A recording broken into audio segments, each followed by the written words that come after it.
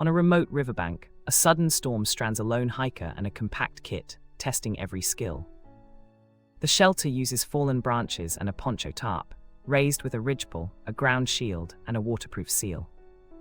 To light a fire in damp wind, the expert shows tinder selection, a ferro rod, and a dry fuel rack.